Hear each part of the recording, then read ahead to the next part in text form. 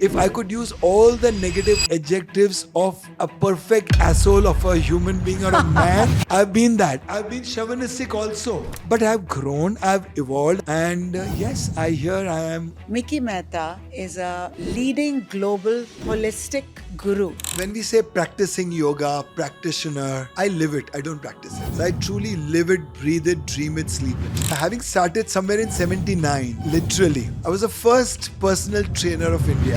First personal trainer. That's the concept. amazing. Religion divides, wellness unites, spirituality unites. In spirituality, you transcend all boundaries. You keep thinking these things that you're talking about? No, I'm thoughtless. Who's the kind of person that you have seen has had quite a transformation? Amir Khan, Baba Ramdev, Sadhguru ji, Sri Ravi Shankar ji, Mr. Ratan Tata. Evolution could be good, bad, ugly. There could be strengths, there could be weaknesses, there could be opportunistic evolution, and there could be evolution out of threat and challenge. Mickey, I am so thrilled to have you with us. Mickey Mehta is a leading global holistic guru. Wow. And he is somebody I've known for a lot of my adult years. True. And how do I know you? Do you remember how you know me? My memory fails me. Stepping into 63, you can at least expect something's failing. But I'll tell you, I met you years ago. But after that, you sent me a message every day. I came to your Worli house. You came to my Worli house and you sent Yes. me a message every day, every morning. And I have to say this, Mickey, that even if when I was in LA, Yeah. I knew the morning had started in India because when of your me. first message came. I remember when you were in LA, you did send out a message to me that, Mickey, I'm in LA, and it reminds me that That India is awake. Is awake. I remember. But I that. have to complain that after sometime mid-April, I haven't received a message from you. Really? Yeah. So maybe switching of phones, etc., Yeah. transfer Please of put data. me back on your list. You will be because- there, and you will get Mickey Mice every day. Yes, and I love that. Thank you. I wanted to ask you, I know you started very young, and who was the influence in your life that made you actually get on a path which was at that time alien to the world? I mean, who knew about holistic and the benefits of holistic wellness, and you became a practitioner. So who influenced you? So when we say practicing yoga, practitioner, I live it. I don't practice it. Yeah. Because you could be in practice, you could be out of practice. Right. So I truly live it, breathe it, dream it, sleep it. And Maharishi Mahesh Yogi, Osho. Number 3, Deepak Chopra, B.K. Sayangar, Sri Ravi Shankar ji, Sadhguru ji, Baba Ramdev in, years later, yes. Mahansa ji Yogendra from the Yoga Institute. And very honestly, in the recent years, my influencers, rather institutions, have been Dr. Bruce Lipton, who's written a lot on biology of belief, which validates all Ayurvedic principles. Then Dr. Tony Nader, who was the first one in Maharishi's camp to brain map and do representations of brain associations with spirituality and awakening. Then number 3, I would say Dr. Joe Dispenza, who as a scientist has established a lot of work on coherence of your head and heart and manifestation. And he deals and, delves deep into the element Akasha. Then Schrodinger, Dr. Roger Penrose, So J. clearly- Krishnamurti and all. So clearly, I can see that as you've gone along, the people who've influenced you have clearly evolved from just being from the body to the mind, and then the connection between the mind and the body, and then the heart and the mind, and so on and so forth. So obviously, Certainly. there's been a evolvement where you've reached where you are. Certainly. But if you look back and you see at what point did you find that you were changing, from just being somebody physical to everything around you becoming more spiritual, this happens. So, caterpillar becoming a butterfly, Right. it is metamorphosis. As much we enjoy seeing it, as much the caterpillar is going through a process. Right. It's an arduous process. Right. I enjoyed it. And having started somewhere in 79, literally, I was the first personal trainer of India. First personal trainer. That's The amazing. concept, The original then. the The OG, original. The the OG. OG. Yeah, absolutely. And in 1980, I did my first program on vegan nutrition at the KC College, and there was a branch of Bombay College of Nutrition which was started by Dr. Vijaya Venkat and Dr. Kavita Mukhi. They were the literal crusaders of true nutrition. They were the first ones who had a departure from dietitian to nutrition, because diet could be therapeutic, regional, seasonal, habitual, communal, junk, good, bad, ugly.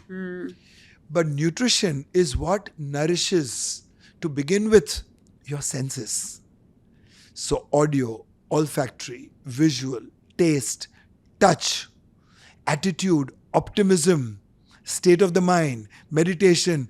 A workout also nourishes you. Yeah, Sitting in like they say, silence. sattvic food. Sattvic bhojan. Bhojan. Yeah. Sattvic bhojan is the food that translates into thought, word, Yeah. deed, attitude, and food that influences your sanskaras, your Yeah. bhavas, your gunas, and food that becomes your sanskriti. But sattvic food is predominantly vegetarian.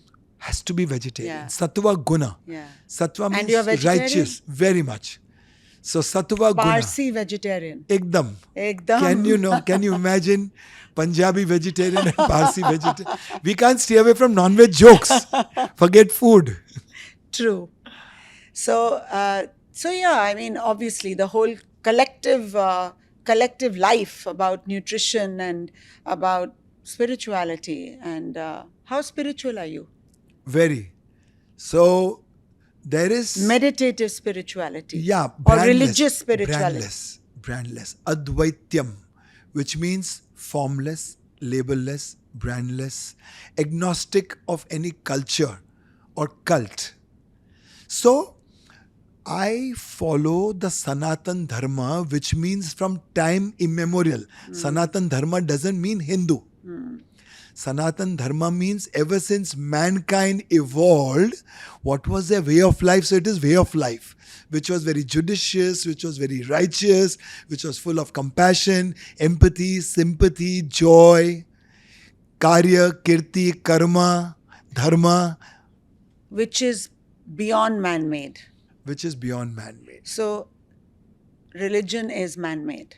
Religion divides, wellness unites, spirituality unites. In spirituality, you transcend all boundaries.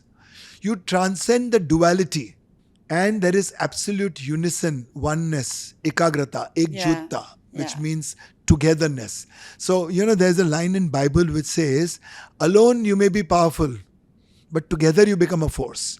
So when all mankind and the whole universe comes together, which includes the animal kingdom, vegetation kingdom, the plants, the trees, the birds, the bees, the mountains, the hills, the streams, and Panch Mahabhut, all elements. What do you think about the whole day? Do you keep thinking these things that you're talking about? No, I'm thoughtless. Are you really thoughtless? Yeah, paranoids think a lot. Okay, humanoids think a lot. So, I saw one of your messages that you sent, Okay. where you said that don't overthink in your relationships. yeah, that's not to think, just to celebrate. Yeah. Because, when you are constantly in analytical mode, you yourself are divided. There is no coherence between your head and your heart. There's a conflict. And when there is a conflict, you cannot complement. Right, because I see that in relationships, the two people are constantly like thinking about, analyzing, like he said this, she said this. Do you think, do you feel? I always tell people, stop thinking, start living. But that's experience. That's experience. When you're young, you are thinking. That's You're okay. analyzing. No, Do you that's really okay. think he loves me? Do you think I have been I the- don't think he finds me beautiful? What do you think? I have been the most stupid, the most idiotic, the most moronish ever in my life. Yeah. If I could use all the negative adjectives of a perfect asshole of a human being or a man, I've been that. I've been chauvinistic also. Yeah. Typical. I've been Yeah. a typical dog and whatever you may call. That's okay. But I've grown, I've evolved, I've known myself better. And yes, I hear I am all before you. Have I become a saint? No. Yeah. Am I still a devil? Maybe almost out of it. That's perception. That's Yeah, perception. that's And who perception. cares? Yeah. Let me tell you one thing. When I do yoga, Yep. and I don't know the name of the asana, but when you split your legs and you put your head on the floor, there was a picture of yours like Yes. that. I think that was on your main DP profile, also. DP. Yeah, Yeah. yeah, yeah. Whenever I do that pose, I think of you. Really? I'm Can so you happy. imagine that? I see that more your messages have become more to do with the mind and to do with the relationships.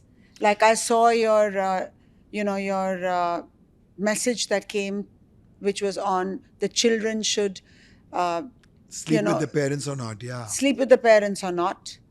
And I have a 3.5-year-old child. This is so wonderful. You know something? I'm so much looking forward for my child to have a baby now. Yeah. She's almost 30.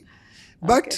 I mean, it's so wonderful to have a child, whether from your own child or from your own, Yeah. But tell me what is the actual, because this is at least abroad, it's a big thing that the children should learn how to sleep on their own. There are actual sleep teachers that come and they train your sleep trainers that come and train your child to, to how to sleep on their own. And there is a lot of controversy about that because they really cry themselves to sleep initially. And a mother's heart just breaks. So I'll tell you, dogs ought to be trained if you want to keep them at home, but children ought to evolve experientially, gracefully, instinctively, consciously. So what happens from 0 to 7, the children have mirror neurons. They have zero thinking ability, analytical ability. They are so much in the now, here, in the moment. Now, when they sleep, we all do astral traveling. There is subconscious, peering in here and there. Children do wake up with bad dreams, scary dreams, Why does that fearful, happen? because the subconscious is very raw. And while your subconscious is raw, there is still some connection with the past life.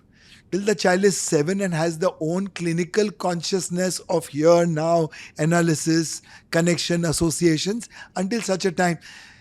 Haven't you seen a child chuckle in the, while, baby in the arms? They chuckle. Yeah, they Why? chuckle. Because it is said, the wisdom says that when they see fairies and angels, they are happy visiting them, or they are connected and something pleasant is going on in their, being. Similarly, they would scream, cry, bedwet, and sometimes they yell. They And do. sometimes this Yeah. happens. Now, Yeah. that is when they are struck with fear, phobia, insecurities, and certainly they've experienced something in that moment. Right. If that goes unresolved, you damage the personality of a child for good. And it goes unresolved night after night. How do you know this? Because when you start sleeping with your child, Yeah. and the child wakes up every now and then, and you pat on the heart, or you stroke the spine, or you touch the occipital cavity and give a vibratory frequency of your electromagnetic field, and the child calms down. So feels secured, feels compassion, empathy, love, and seems shielded and protected. But when that goes unresolved, the child Which becomes means when they are sleeping alone. alone. Then they become damaged goods. Then there is hurt, pain, emotional baggage. Literally in Manipura Chakra, we carry the hurt, pain, resentments, fear, grudges, hatred of lives lived together, and also from the time we were in the mother's womb, because we were picking up the experiences of the mother's inner environment and outside environment. So whatever mother went through psychologically, the child experienced. Whatever mother's outside environment was, the child experienced. So to resolve all that and to heal all that, so the separation brings suffering. Togetherness brings healing and But wholeness. that's a biggie. That's a big thing. That's a biggie, because all parents are, I mean, all the what the parents are doing now is that they have become successful because the child is able to sleep on its own. Now, success has various definitions. Right. I would say that some children and such children, especially in the West, desert their parents when they are very old. It's a very natural, unintended, inadvertent reciprocation. That's very deep, And they actually. become very practical, very pragmatic. Did you have your medicines? Did you have your food? Did you go to the doctors? Did you go to the physio? Oh, good, thank you, very good. All boxes ticked, I'm very happy. Tuck. No emotional connect. No, ma, I want to be there for you. I want to be there for my parents. I will move in. I will look after you. Did the maid come today? Why didn't the nanny come? Let me call the bureau. So this happens. Wow. That's deep, and that's Profound. profound, and very sort of insightful. Very Certainly. insightful. So when parents do this, Yeah. children become cold towards everybody in the world, not only with them. Then they become cold with their own relationships also. They become very practical. Give and take. What's in it for me? Because they have never experienced a parent's unconditional love. When children get unconditional love, such children will never become terrorists, rapists. And Where what there is is- unconditional love for children? Which means when parents literally give away their lives, break their backs, disturb their sleep cycles, share their food, work hard all day, and still be with the kids all night. That's unconditional love. That nurturing, that emotional nurturing is what we Indians are blessed with. Which is why if you see an Indian daughter, an Indian son, will fly down from America and be there. Will leave the world and be there. Right. Will leave the husband, divorce the husband if need be, Right. and take care of the parents. This is not what we are taught. This is what we've imbibed. This is our grain. What happens to children when parents get divorced? So, children do get hurt. They get divorced too from within. Their head and heart gets divorced. There is a deep conflict, and that conflict resolution is very important post the divorce. You know, sometimes breaking away, departure, moving away is good because you don't want toxicity. But as far as possible, reconciliation have always helped children's interest. It may certainly not suit mother's interest or father's interest independently. Right. But what you do in your level of awareness and consciousness at that point in time, you've done it now. Right. So whenever you spill milk, okay, either lick it or clean it, but don't brood over it. It's over. Yeah, it's over. The past is the past. Yeah. Actually, they really say the past is dead. Past You is know, history because yeah. in India, Kal is history, Kal is time, and Kal is dead. So Kal means that which doesn't have an existential reality. Time doesn't have an existential reality. It's a perception. It's how you perceive the sunrise, sunset. Because Right. time is different in London, America, India, Tehran, Turkey. So time is from where you are experiencing the change. It's the matter and experience of change which makes you perceive time. Right. So time is not constant, and that which is not constant is not the truth. Nothing is constant. Nothing is constant. But you and me and our sentiments and emotions will remain constant. Yeah, that's true. Because I always say that even when I speak to my team in the office, I say that everything is a variable. Absolutely. Everything is a variable. You know, it's very important to understand that. You know, I have great insight on that. And you being the queen and me being the king, the insight is facts are frivolous, logic is lame, reality is relative, but the truth is absolute. So when we are saying no, all are variables. Yeah. So facts are frivolous, Yeah. reality is relative, logic is lame, and the truth is the absolute, the non-change factor. And how truthful are you? I try my best. I have a heart. I have purity, I have integrity. I can be a great Krishna, a great manipulator. But in my manipulation, there is no cheating. Because eventually we are born alone, to perish alone, and to evolve alone. Right. If your evolutionary process gets dependent on any other in your life, Right. you evolve with crutches. But tell me, just in your 44 years of this world, Yes. who is the couple of people, I won't say one person because that becomes a lot of pressure, Yeah. but who's the kind of person that you have seen has had quite a transformation? In terms of my clients or in terms of anybody otherwise? Just like looking out there, maybe Looking out your there. client Looking or, out there. yeah, somebody we know that has really like evolved. So evolution could be good, bad, ugly, because when one is evolving, there could be strengths, there could be weaknesses, there could be opportunistic evolution, and there could be evolution out of threat and challenge. Right. Okay? So when MBS do SWOT analysis, they look at it in that way. So I would say Obama,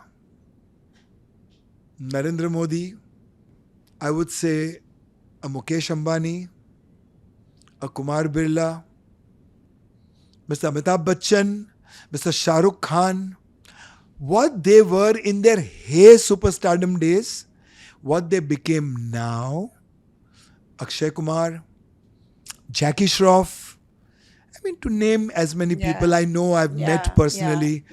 Who are still fit, keeping Super themselves guys, healthy. super guys. Amir Khan, Baba Ramdev, Sadhguruji, Shri Shri Ravi Shankar ji. So, although that trajectory was a good takeoff point, but yet I've seen the evolutionary process. Mr. Ratan Tata, from the time he took over the reins and from the time he handed them back. Right. So the whole journey was so respectful, regardful, and full of reverence. So, lots of reverence comes to these people because they walk through different gardens, they've been knelt at various graves, and yet they are what they are. Yeah, and it's also through experience. It's through experience and like you say, the goods and bads of life, the ins and outs, the ups and downs. Yeah, I always say champions are born out of challenges. Right. And extraordinary are those who know there is something within them which is superior to circumstance. Right. And we are all on the ladder of evolution. You've written a book. I've written 4 books, published, 4 more books to be published now, some 9 medical journal papers. I just launched a curriculum with physiotherapy and yoga with Dr. Ali Rani and Nanavati Hospital. I've done lots of work on mental emotional health, done a lot of work on biomechanics, lot of work. Now we are seriously focused on serious ailment management. Mm-hmm. So literally yoga, Ayurveda, naturopathy and homeopathy, when aligned with modern medicine, can make a dead man walk and a dumb man talk. And we've literally got many dying people out of ICUs. Thank you to the modern medical science, and thank you to the ancient wisdom traditions. And that's thank fantastic. You to my team of doctors. Thank you to my team of experienced, qualified nutritionists. Mickey, coming back to children, I wanted to ask you why the children are not so religious now. There is so much of rumor mongering, hate, division, dislike, aversions, do's and don'ts, greed-oriented, fear-oriented religions, that today's children have distanced themselves. But if you see a Sadhguru, the way he talks to this generation, they align. Yeah.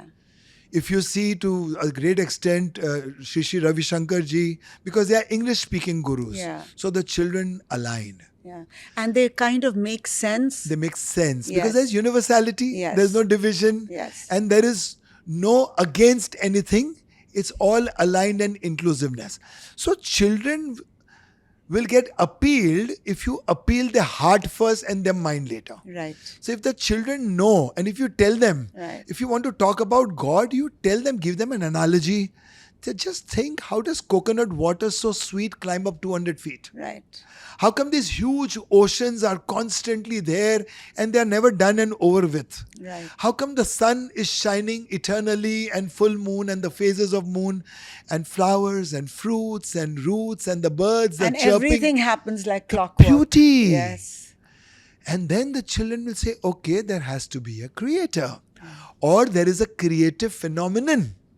Let's not have an embodiment, somebody sitting on a mountain. Yeah. That's a creative phenomenon, a phenomena. Now, once a child understands this, then a child will always be bewildered, will have wonderment, and will have curiosity, and will see a butterfly's wings and say, wow, what a miracle. Yeah. Will see the infinity in the lawns and say, Yeah. what a miracle. See beauty in everything. See beauty in everything, and Yeah. then they will become miracle makers. Yeah. Because when they believe in the creative phenomena which is beyond them, they will believe in the creative phenomenon which is within them. And once they align and become one with that, they will become miracle makers. They will manifest everything. A childlike curiosity, wonderment and sparkle in the eyes. No corruption, only curiosity and pure innocence will make them as fragrant as incense. Right. When psychologists or therapists Yeah. try to analyze people, they always say try and reach out for the child within. Absolutely. The child that you are, the child that you Settle. were. So when we grow up, literally what happens, we get Yeah. divided. Yeah. A very good poem of William Blake's is my favorite philosopher poet, comes to my mind. We are led to believe a lie when we see from and not through the eyes, for we are born in the night to be perished in the night, while our souls rest in the beams of light. Because the inculcation and the instilling of spirituality is missing in the children, they become only mental oriented, mind oriented. And what gets disturbed? The mind gets disturbed. Soul never gets disturbed. So the more focus and strength and attention on the mind you give, the more it gets disappointed, hurt, in pain, and mind sees separation. Spirit never sees separation. Separation brings suffering, so said Buddha. So what happens in typical meditation? First of all, you've known the world, but you've never known yourself. What's your true nature of your being? So in meditation, introspection, retrospection, watching your breath, settling in the center from the circumference, you begin to understand who you are. Then you accept and take responsibilities for what you are. And then you get the courage to do what you want to become. But that still doesn't happen. Even Parents- if you're doing the breath and you're meditating and you're calm and takes a all while, of no? that, you still sometimes don't know who you really are because you're so inundated with life, Yeah. the routine of life, the responsibility of life, that sometimes the things that you feel associated to are not necessarily what you're doing. Very true. I'll tell you why. As you said, responsibilities and inundated. By the way, the word inundated I first learned from Mr. Kumar Mangalam Birla. So this was, I think, 1998 or 1999. And whenever I used to show up late, you say, I'm so inundated with so much of work. Okay, coming to the point that any matter is subjected to disorder, dis-ease, degeneration, disintegration, decay, and death.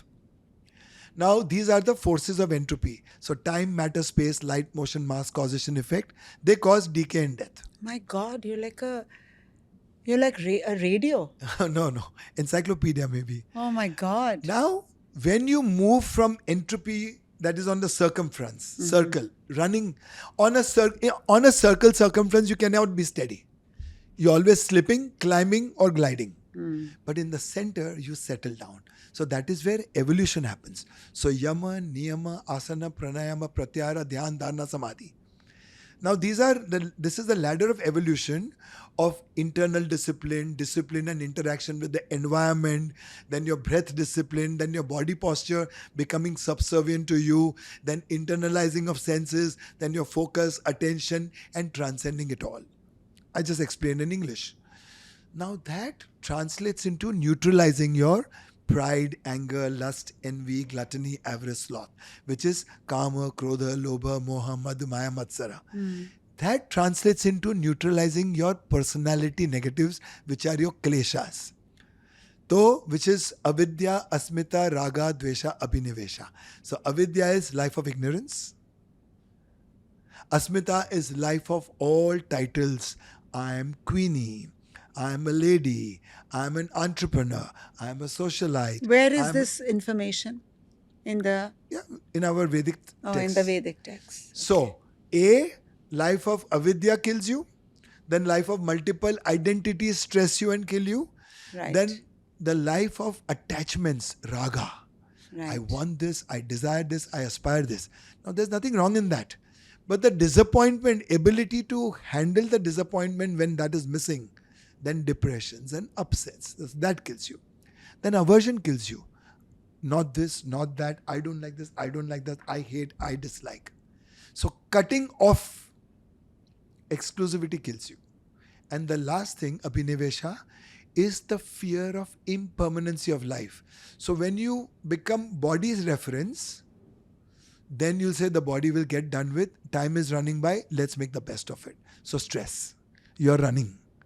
But when you say, I'm eternal, and there is lots, abundance and eternity for everything, there is enough time, enough availability, all is that I want to make myself available when and at my choice. That is the time it brings you at peace, contentment, acceptance, swikriti.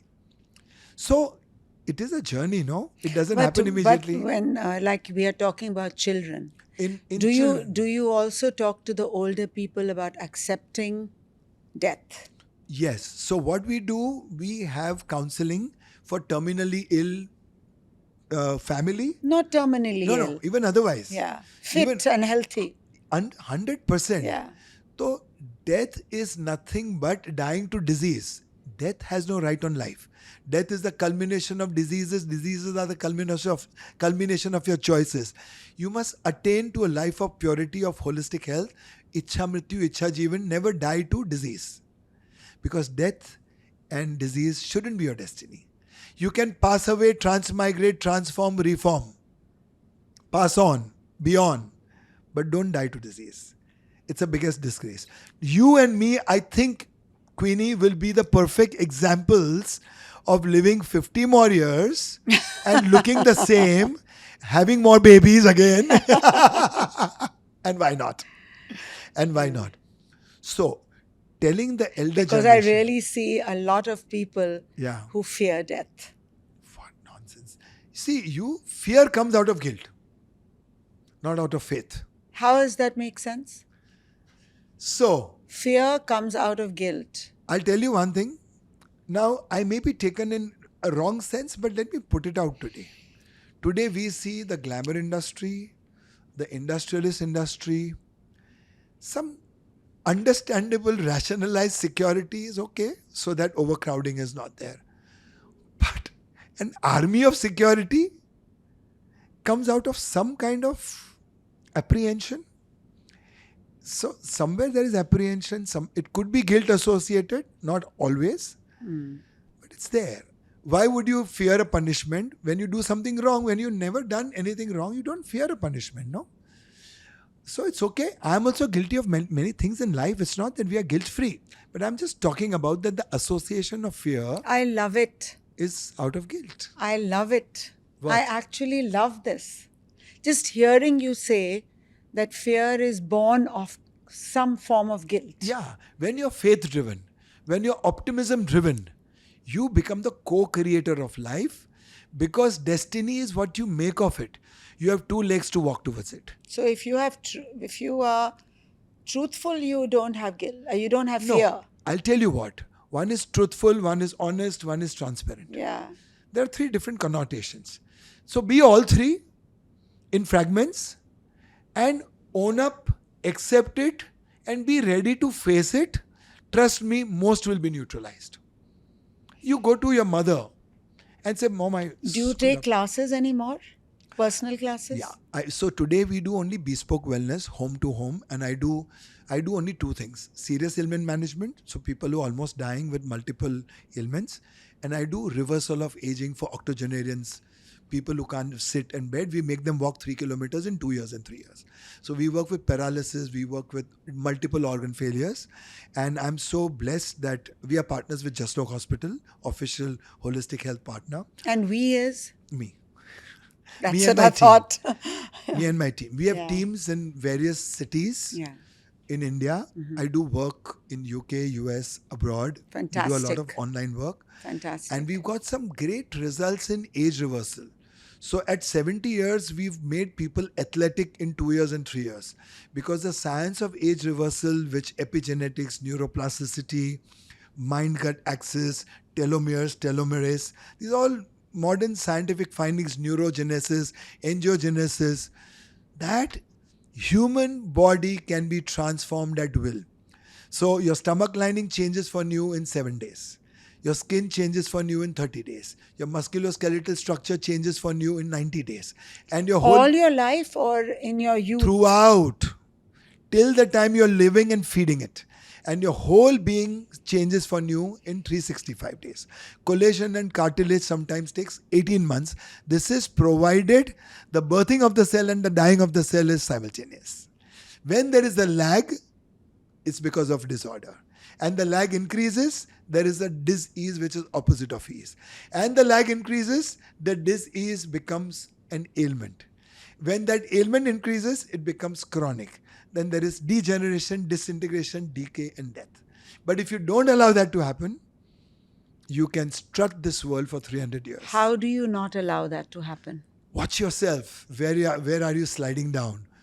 Things going wrong? Fix them. Yeah. Walk the path which is balanced. Yeah. You can still enjoy your burger and pizzas and still be a hermit having vegetable juices, sprouts, Yeah. nuts, seeds. I tell people that we keep running to dietitians at the drop of a hat, and the whole orientation of a dietitian is nothing but make you lose weight, which is so very kindergarten work.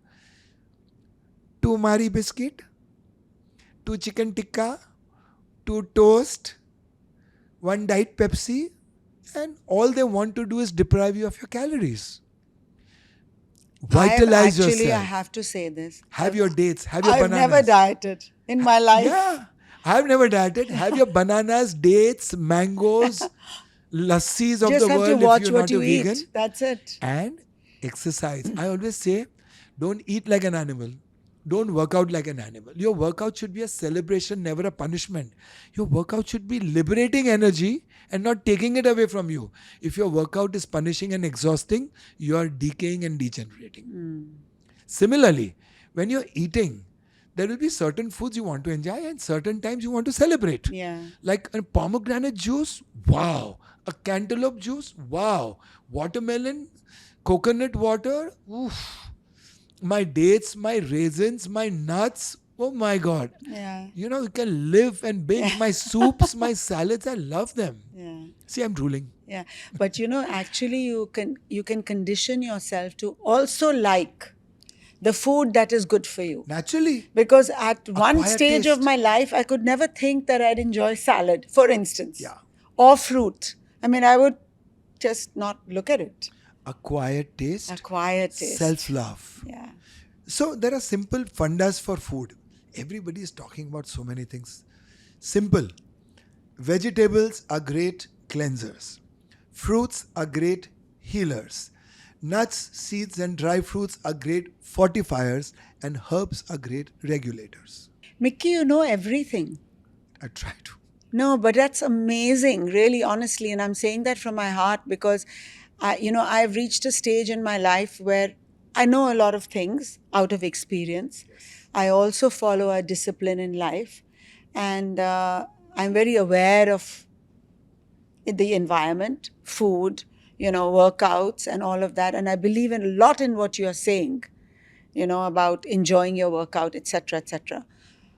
But the way you have related everything to some evolved category in this universe is amazing. I love it. I mean, there's a logic. I know you said logic is lame, Yeah, but but there's a logic to everything that is yeah, good for you. yeah, there's a rationale. Yeah. And I tell people, because there's so much of confusion with so much of information, I Right. tell people that sit back, take a break, and in that, intelligence will occur to you through intuitions. Because only when you're silent, you are listening. Yeah. And Jalaluddin Rumi, the great Sufi poet, his one poem and philosophy relates very well with me, that I've been living on the lip of insanity, asking questions, knocking at the door, and the door opens from inside. So every answer that you're trying to find out outside, settle down and answers will pop up in time and Why tide. can't the younger generation know all this, and why do they have to go through their life to get wisdom? Why can't they get wisdom at a younger life? So if So at least the rest of their life, they know what they're doing. so if the parents are evolved, the culture at home gets rubbed off into the children, I've seen a leading lot of leading by parents who are example. evolved and Leading by culture, example. and the kids are. No, because the kids' exposure to outside environments, that corrupts it all. Yeah.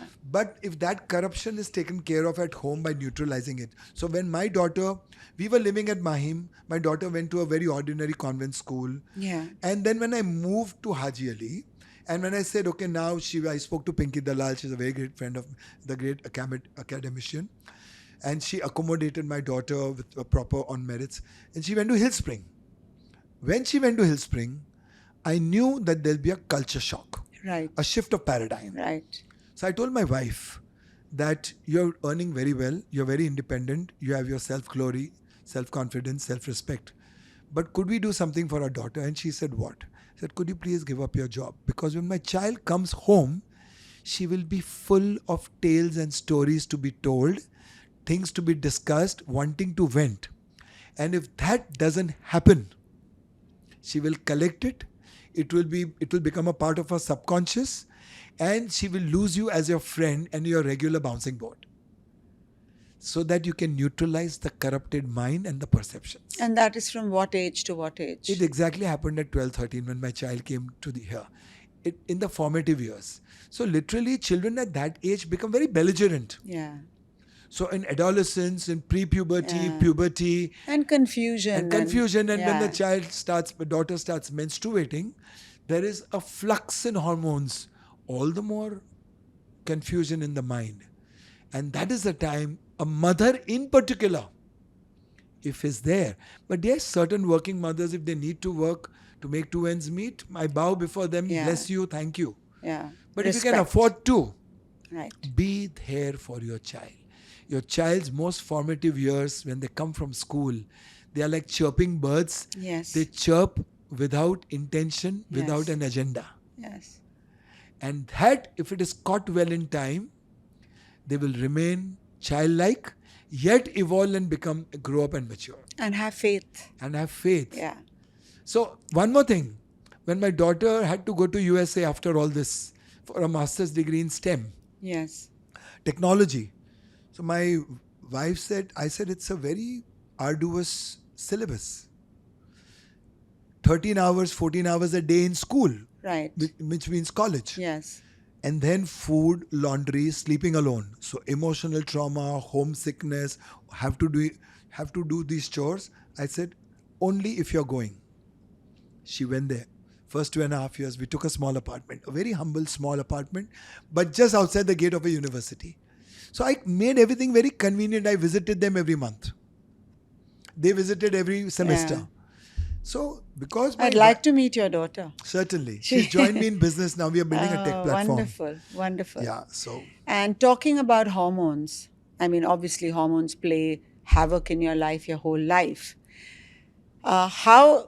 What is your thought about sexual wellness? And at what point do you think that people should give up on sex? Or do you think too much spirituality leads to a little bit of, not abandonment, but, like, chhod diya ye sab? yeah, So what is your thought on that? छोड़ना तो है ही नहीं. नहीं, but they छूटना show चाहिए, छूटना चाहिए. You evolve to a level that your perversion turns into that. Okay, it's not perversion, sorry, your biological needs. right. But yes, we human beings have little perversion, no? We like the kinkiness, we Yeah. like the erotic, the odor of our partners, That's which we are how the used to. human beings are We get made. switched on, Yes. we get switched on, turned on. Yeah. So we have all that. But to transcend that, if you consciously channelize your energies into meditation, prayer, satsangs, then that need goes down and this graph goes high. But that doesn't mean if you have sex or make romance once in a way. First of all, let's understand what is the difference between sex, romance, and making love.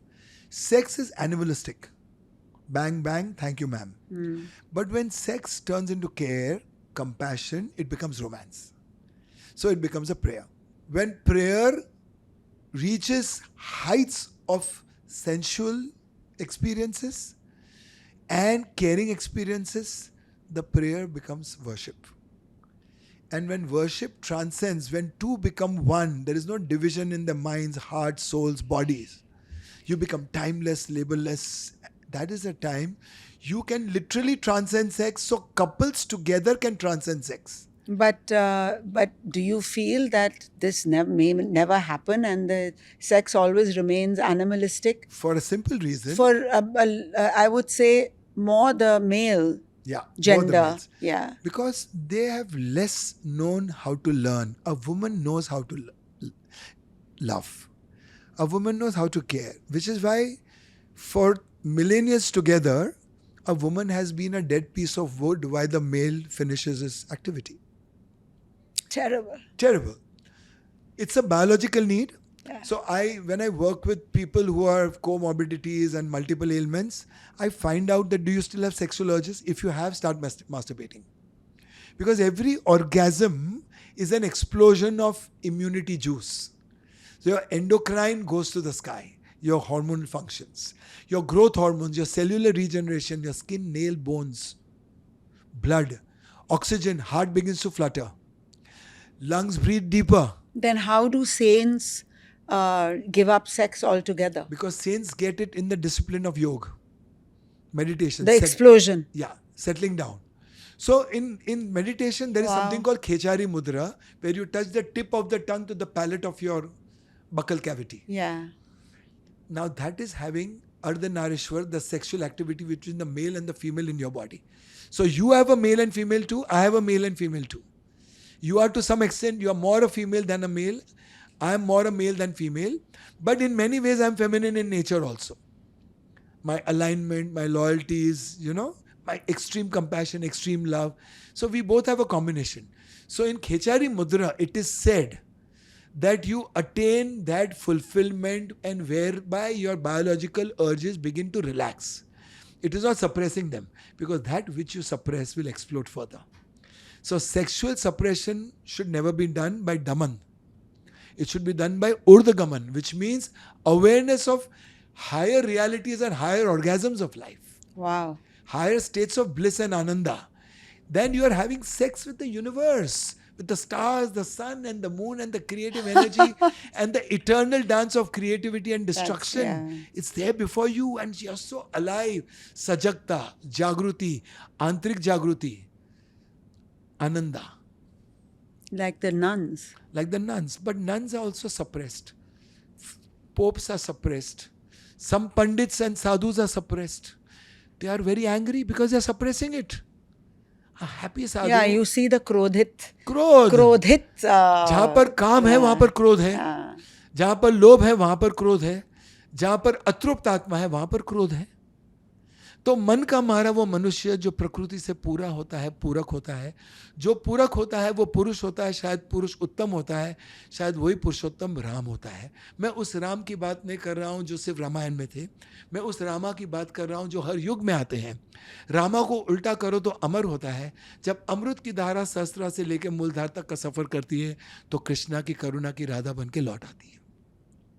Hare Krishna, Krishna Krishna, Hare Hare, Hare Ram, Ram Ram, Hare Hare. This is the togetherness of the whole insightfulness of our Vedanta. Did you study Hindi classes? No. Because All I've never acquired. heard a Parsi speak such good Hindi. Acquired. Amazing. Acquired. So when people say Yeah. meditate, meditate, what is meditation? Meditation aligns you, gets you deeply anchored into your roots. Because rooting is conscious, fruiting is natural. You have to be consciously rooting, then fruiting becomes automatic. You have to consciously breathe out. Breathing in is natural. So when there is anuloma viloma, focus on viloma, the letting off. Emptying should be conscious. Filling is natural.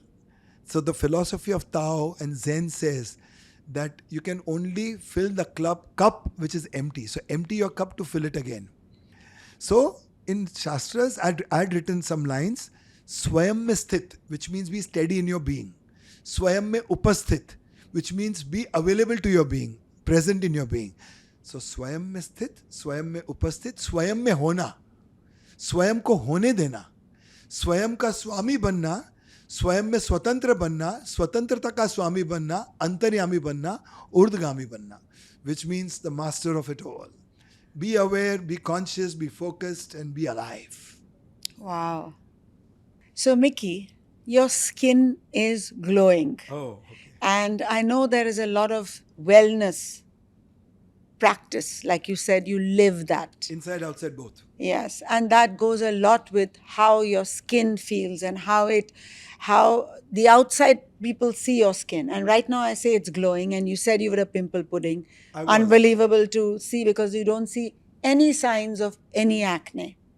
Yeah. And is it how relatable or how connected is skin, the glow of skin, to how you practice yoga or wellness? Skin is the largest organ of human body. Okay? It is said 80% of your body is skin. And skin reflects and radiates your inner being, your inner physiology, biochemistry, also your inner emotional and your subtle body, your state of mind. Skin can look stressed so easily, and it could be luminous and glowing so easily. Absolutely. Sad, depressed, Yeah. you're constricted in your breathing, so less of oxygen. There is body is in your fight-flight mode. So we work out of 4, verticals: fight, flight, fornicate, and food. Most human beings. So skin can either be dull or luminous. It's a telltale. Yes. Now, I'm very happy. Always. I make people happy. Yes, you do. Every which way, no Yes, pun you do. intended. Yes, you do. I like to laugh a lot. I like to crack jokes. I like to live like a child, and I'm full of mischief.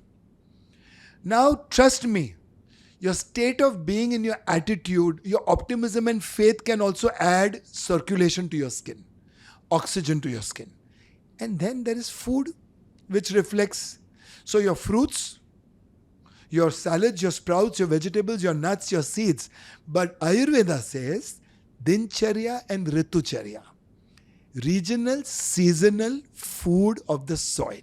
Oh, I see. If you want your skin to glow and if you want your oxygen and blood to flow, then from farm to table. So the rationale is that when food grows in abundance of 5 elements in the farms, it takes the best of water from the ground, the best from the sky, air and oxygen from the environment, sunshine straight, photosynthesis, photogenesis, then the akasha which is holding and giving it energy constantly, and most importantly, the food which is in the farm experiences is a witness to changing planets, changing seasons, and the movements of the cosmos. So it gets intelligence. Now, So what you're saying is seasonal fruit and seasonal. Now that intelligence and wisdom, when it goes inside, it nourishes up to your soul. So rasa, rakta, mausha, meda, ashti, maja, shukra. In Ayurveda it is said, rasa means your rasayan, biochemistry. Rakta means your blood.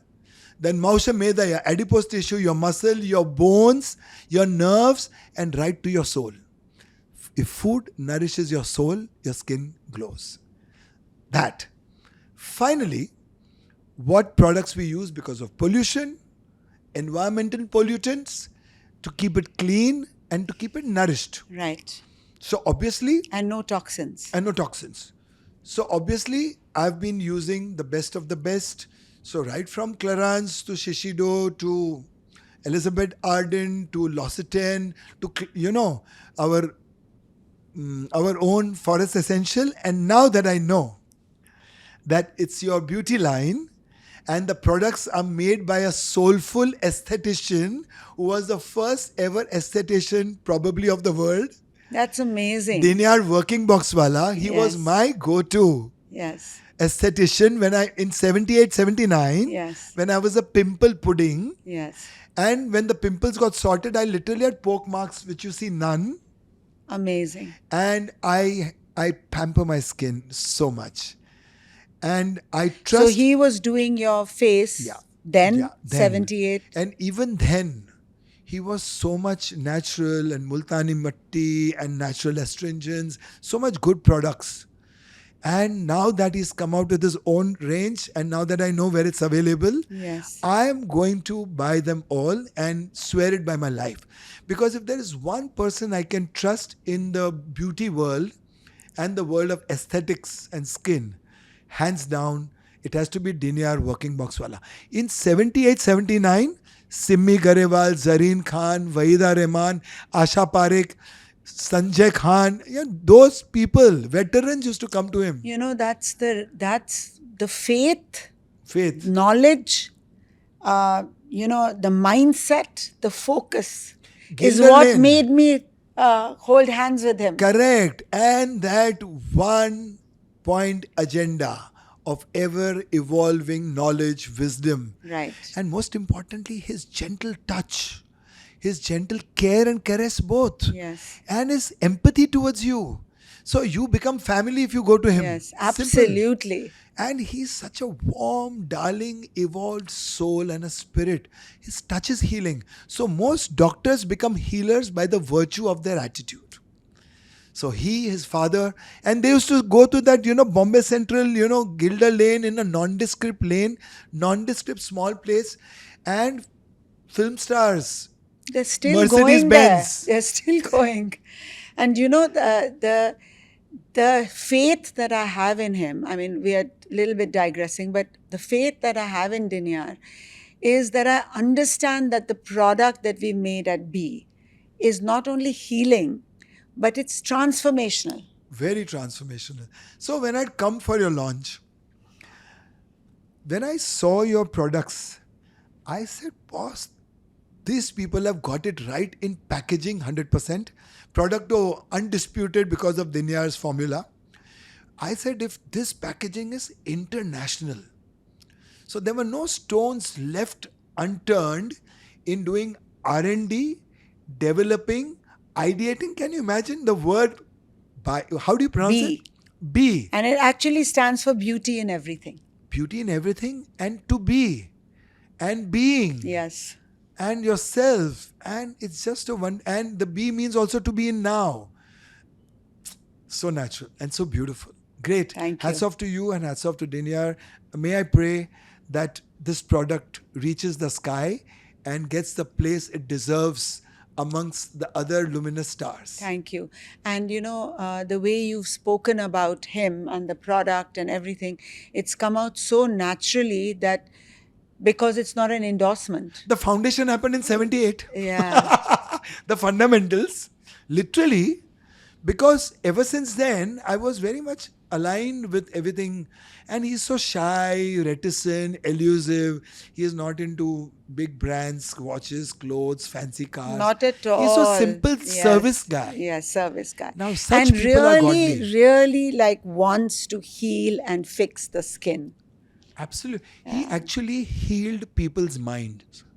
He healed people's hearts. When people came to him, and obviously people would come with so much of baggage. Like typically if you go on a hairdresser's salon seat, that is the time you go for waxing, threading. But he literally was a doctor, soul doctor to everybody. And his advices were ever reconciling, always joining, putting things together, getting deeper into perspectives, Right. showing you the mirror also. Right. Absolutely. In this world today, most real life heroes are known posthumous. So Dinyar is one such guy. I feel from my heart that he should get every credit for all the service of 50 years approximately Right. that he's put in the industry, very rare in the Right. world today. Right. I really hope that, the globally he gets recognition for his body of work and for whatever contribution legacy that he will leave behind. And his beauty will perpetuate through Yes. the faces and the bodies of the world. Thank you so much. Thank you.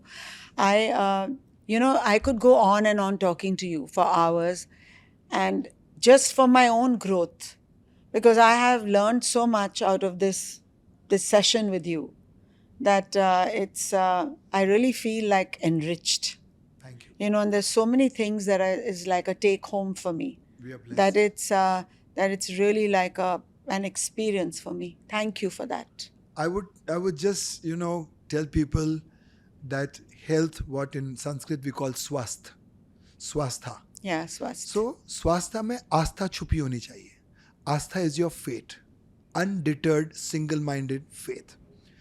So when there is astha, there is swastha, and breath is fundamental to human health. Fundamental. So it is said that श्वास से बने स्वर से बने सुर से निकले गीत, और अगर गीत संगत में हो तो स्वास्थ्य बने संगीत. So your health can be music for this world, because what you emanate in your aura, you will leave behind not just a piece of you, but pieces of you for others to get enriched and nourished with. A legacy. A legacy. And if you now allow me, I will give my parting signature lines. Before that, I have a rapid fire. You have a round. rapid fire. One habit that revolutionize your life can revolutionize your life in 30 days. One habit. One habit. Wake up early every day. It can really change everything. What is early? I would say alongside sunrise. Alongside. A little here and there works. I'm not talking about Brahma Muhurat, 97 minutes before the first streak of strobe of sunlight comes out when the birds begin to chirp and all that. But alongside, because you evolve with the rising sun. Yeah. Your serotonin kicks in. If you're awakened at that time clinically, your serotonin, you get the best and the highest loads of serotonin. The younger generation is going to say, I'm awake anyway at sunrise, mom. Yes, of course. Your non-negotiable skincare ritual. Okay. One thing that is just... I use desi cow's ghee a lot when I use products. So I use that first after washing my face with moisturizing soap. I know that Dove is not the ultimate skincare soap, but somehow I'm aligned with it because of its little moisturizing capabilities. After that, ghee. After ghee, then the products. A health or wellness misconception that you'd want should disappear. Working with machines. Really? Yeah. Because working's any And how do you interaction. tone your muscle to that level? So, Especially women who are aging. okay. Their own body weight is not enough. Okay. So I'll tell you, whenever you do a good bhujangasana or a handstand or you're doing a chakrasana, Yeah. you are working your shoulders, triceps, back, although yoga never looks into fragmenting your body. Right. You're doing that. Whenever you're doing a double pavan muktasana, you're holding your two legs Yeah. and you're holding your thighs. Yeah. That is the time your biceps are getting squeezed. It is said that your body weight should be the benchmark of which you shouldn't go beyond, pulling or pushing. If you don't want to stress your musculoskeletal structure, if you want it to ever generate naturally, this is the way to do it. Because with heavy weight training and heavy aerobics, oxidative stress comes in, which is organ aging. And I've experienced with people in my clients, oxidative stress. They think they run 40 kilometers thrice a week, but they become old from inside. Lungs are powerful, heart is strong. Maybe everything else will die within them, but heart will keep ticking. Yeah. Now, that's not the way we want to treat it. No, absolutely. Wisdom-based approach. Absolutely. One principle you live by to this day. One principle. Love everybody, truly, add as much value to everyone's life, as many people, and answer every knock at the door. You never know who needs what. And make sure they don't go empty handed. That's why you're a guru. I don't Think know. about it. Could be. This Can is something I was born with. can spirituality and materialism coexist? 100%. Spirituality leads to a sense of abundance, attitude of abundance. And that sense and attitude of abundance makes you a magnetic power to attract material abundance. It comes to you naturally. You don't go towards it. Because you get gifted, it comes to you naturally. So in my past, I've been gifted a Pajero car, Rolex watches, somebody gifted me a home.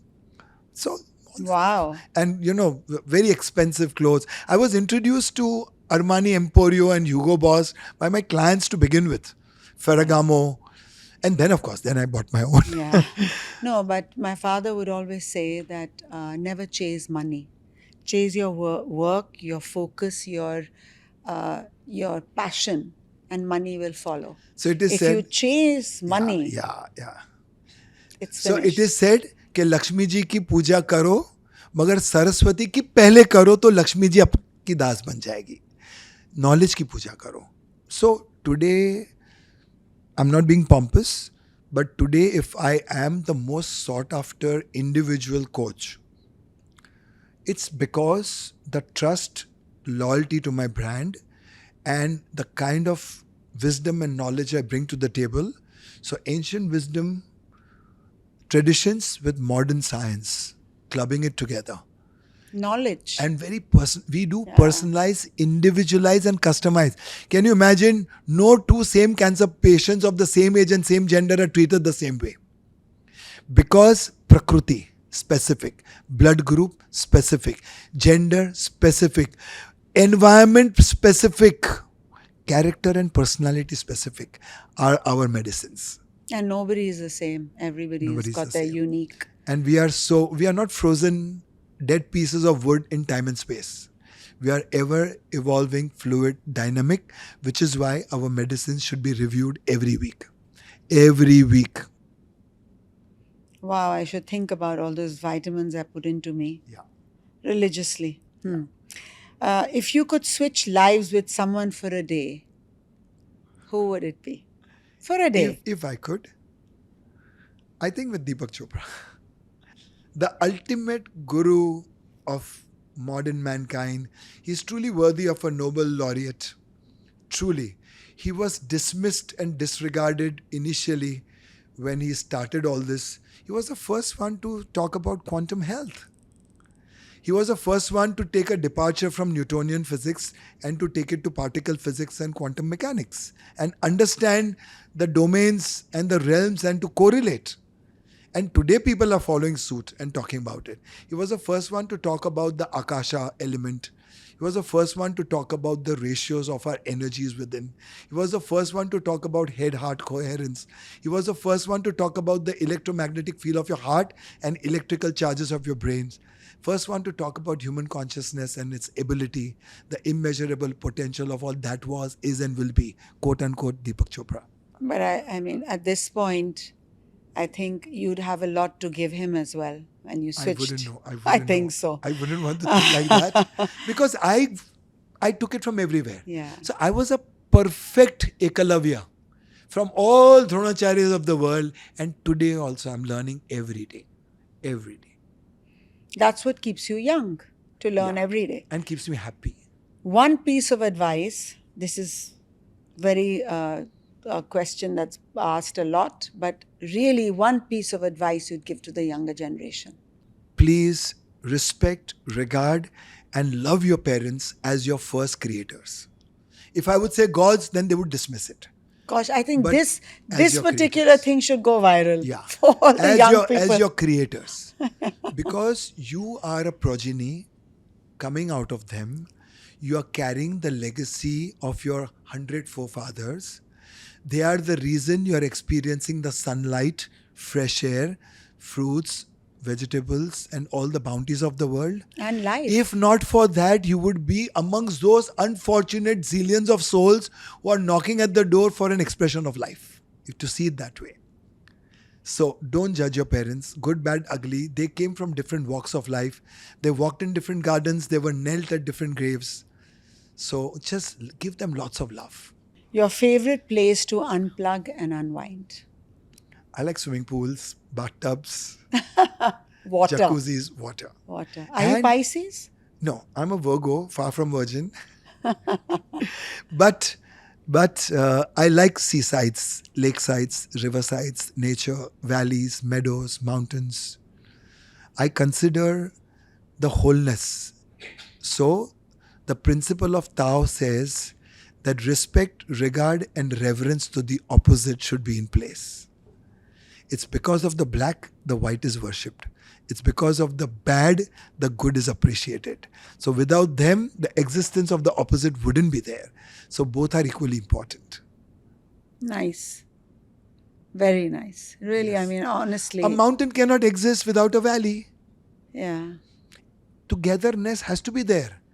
Then yoga makes a confluence of both opposites and tames it down into Ganga comes from here, Yamuna comes from here, they meet at a point in Prayagraj and Saraswati is born. So conscious energy confluence is where yoga births newness. So both yoga is confluence of energies. Yoga is your geometry getting aligned with the sacred geometry of the cosmos, the fractal design. Yoga is your frontal cortex in consonance with the whole world. And fourthly, yoga is nothing but your limbic resonance, your reptilian brain, empathetic with the whole universe. This is the Wow. real oneness. But actually, I mean, I'm sure this whole team over here has learned a lot today. God flowed, the divine flowed. I was just the medium. Wonderful, Mickey. Really, honestly, it's just absolutely been such a pleasure and so much, like I say, like an enrichment of the soul hearing you. Thank you, God. Thank Yeah. you, Queenie. Thank you. Thank you. Thank you, Mickey. So And keep in touch. And I want those messages coming to me every day. 100%. Yeah. So now, my favorite signature lines, the 10 commandments of wellness. Commandment number 1, let wellness be the religion number 1, because religions divide, wellness unites. Commandment number 2, join Mickey Mehta's wellness revolution for human evolution and not to lose weight from the stomach and hips. Commandment number 3, for strong biceps, the best exercises uplift the poor. Commandment number 4, the best exercise for strong shoulders is to take responsibility of the underprivileged. Commandment number 5, good exercise for strong legs is to be rooted in humility, to be better fruited in humanity. Commandment number 6, sleep every night with a wish to heal yourself and wake up every morning with a promise to heal the world. And then you can get energized, maximize, optimize, internalize, eternalize, revolutionize, evolutionize, revitalize, regularize, humanize, immunize with Queenie and Be banter. BiE Banter, get mesmerized, and with Mickey Mehta get hypnotized and everyone gets Mickey-mized. Wow, Mickey. Thank you. Wonderful. You deserve every bit of that Mickey Mouse. I still want to have a last line that the woods are lovely, dark and deep. We all have promises to keep. Miles to go before we sleep. Yes. Miles to go before we sleep.